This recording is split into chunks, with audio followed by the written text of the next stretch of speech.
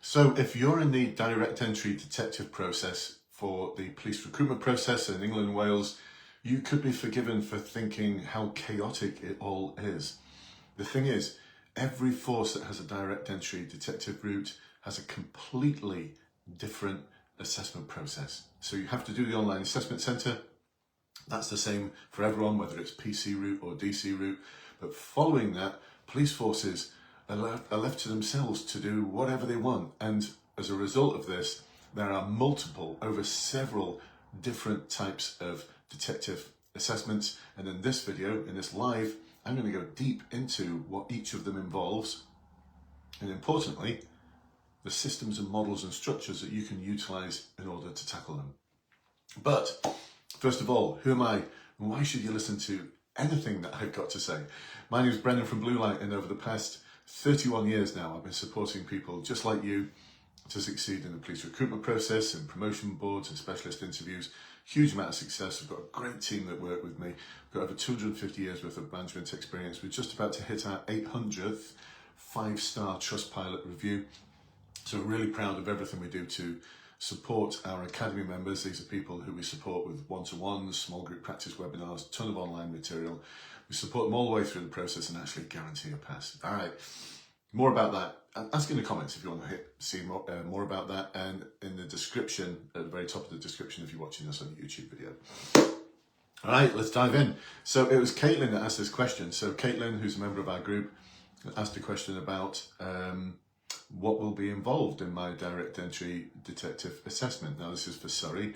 Surrey and Sussex use the same process, so I'll come to that in a moment. But first of all, let's start off with the Metropolitan Police. So the Metropolitan Police have stopped recruiting detectives at this moment in time.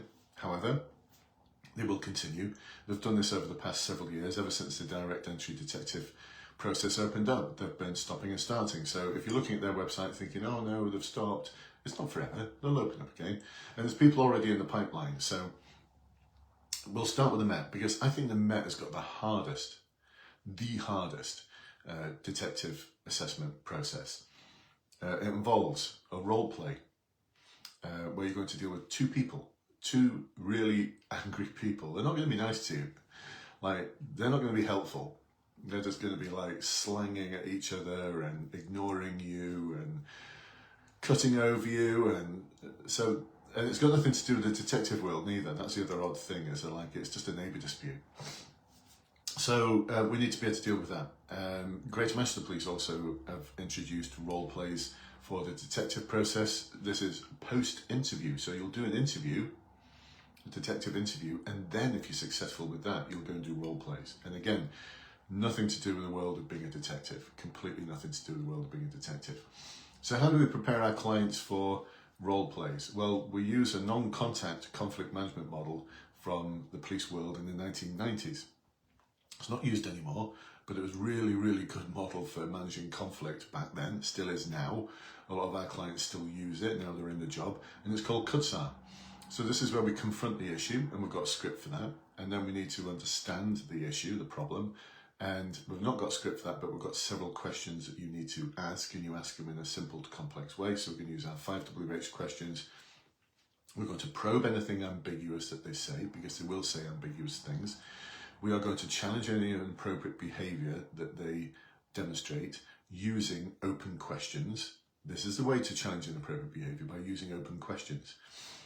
And then we're also going to ask for their suggestions as to a solution. Now they're going to say things like, whatever you think is best, or why do you think I called you, or they're not going to be helpful, they're not going to give you a solution. The next part is the D for define and summarise. This is where we demonstrate our listening skills. The S is for seek solution, and we look at 3 different aspects to any solution. Enforcement, stop the thing from happening. Prevention, prevent it from happening in the future. And A, advocacy, what are you going to do to be an advocate for all of the parties involved. And then we move into the R, then we move into the A of KUDSAR, which is assess and monitor. How are you going to assess and monitor progress as you deal with this issue? And the last one is result. What's the desired result? So that's the model we utilise for role plays. Interviewing the Met, it's not just tell me about a time, there's scenario forward-facing questions. So we're going to use our SLAARL method for rear-facing, which stands for situation, aim, actions, result, learning. And for the forward-facing and scenario questions, we're going to use our 3-stage why, how, what. So why is the thing so important? How are you going to deliver on it? No more than 3 things. And what will it result in? That model works so well, by the way. Like, seriously, works so well. It's one we designed, and we designed SLAARL as well. We designed most of our proprietary systems. That's why they're proprietary. And we also adapt things from police world and from other worlds as well. Over 40 different systems and processes we've got. You don't have to learn them all, by the way. You just need to learn the ones that are pertinent to the process you're going through. What next? A briefing. Nothing like the briefing on the online assessment centre. Seriously, nothing like it. This briefing is where you are given a crime scene to manage, and you've got to describe how you're going to manage the crime scene, how you're going to manage the victim, how you're going to manage the offenders, how you're going to manage witnesses. There's a ton of things to do there. So we use the II March model. This comes from JESUP, which is the Joint Emergency Services Interoperability Protocol. And the II March system works perfectly. We've adapted it again, and it stands for information. So what do you know, what don't you know? Intention. There's always 5 intentions based on the building blocks of a criminal investigation. Then we move into method. So this is the big part. How are you actually going to meet your intentions? This is the how, the what and the how. Then we have A for administration. That's things like who's going to report to who. R for risk assessment, threat, harm and risk. You need to risk assess everything that you're doing. C for communication, and H for health and safety and human rights. So that works really well. You've got 10 minutes to deliver that briefing. And what comes next is what I call a secret interview. Yes, there's a secret interview in the MET process. They talk about 4 stages. It's actually 5, because after that briefing, you're going to have an interview where they're going to ask you a lot of questions about your briefing. They're going to get to the heart of your values. They're going to challenge your decision-making process. They're really going to push the buttons to see if you will stand your ground. So that's the secret interview. Lastly, for the MET, we have the written exercise, which is a prioritization exercise. It's an Intray, a detective Intray, and you've got to prioritize all the different tasks, explain why, and also what you're going to do to deal with each one of them. So for that, we use the Eisenhower matrix.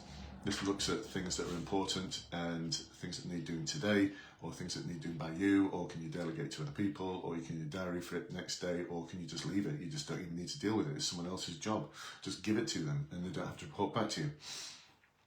And we're going to use threat, harm, risk, and we're going to use policing knowledge. So they tell you don't have to have any knowledge of policing. It's a big lie. Yes, you do. Yes, you do. So get watching things like 24 Hours in Police Custody, because you do need to have some knowledge of policing. I would expect you to. You want to be a detective? You know, get some knowledge of policing. All right, what next? Should we dive into the Surrey one? No, we'll save that for a moment. Caitlin, I'm teasing you here, aren't I? What else? Yeah, there is a force out there that has an assessment for the detective process that follows the interview, but it's on the same day, where they just show you some CCTV.